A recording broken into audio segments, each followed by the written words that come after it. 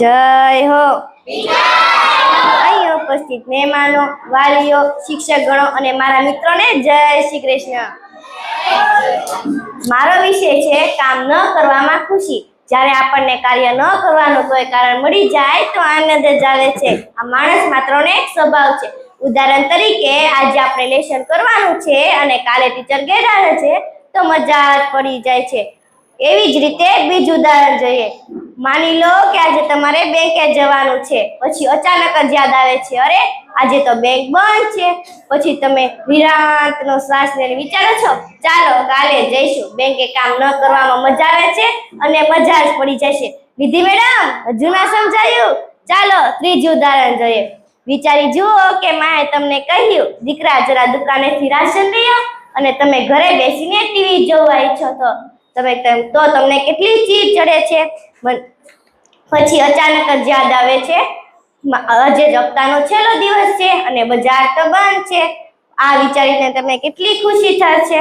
તમને બિલકુલ એવી ખુશી થશે જાણે તમે કોઈ કામ કરી લીધું હોય. આ હોય છે કામ ન કરવાનું સુખ.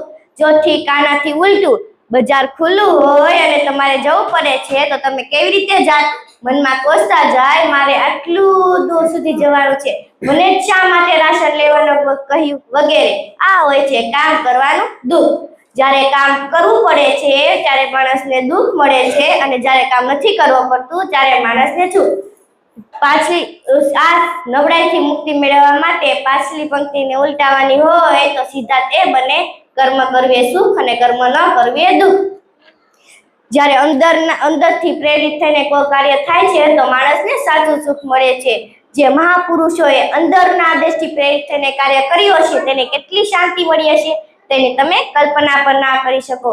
કોઈ શૂર પર ચડ્યા પહાડોમાં, જંગલોમાં, ગાઢ જંગલોમાં જઈને પણ તેઓને શાંતિ મહેસૂસ થઈ. તેઓ નબળાઈથી ક્યારેય પીડિત થયા નથી, કારણ કે તેઓને કર્મનું સાચું સુખ મળી રહ્યું હતું. તેઓને માટે કર્મ કરવું સુખ અને કર્મ ન કરવું દુઃખ હતું. આ જ એક સિદ્ધાંત છે. આવો જ એક બીજો સિદ્ધાંત છે કલ કરે સો આજ કરે સો અભી इसी वक्त करना चाहिए. મારો કહેવાનો મતલબ એ છે કાલનું કામ આજે જ કરો અને આજનું કામ અત્યારથી જ શરૂ કરી દેવું જોઈએ. અસ્તુ. જય ભારત.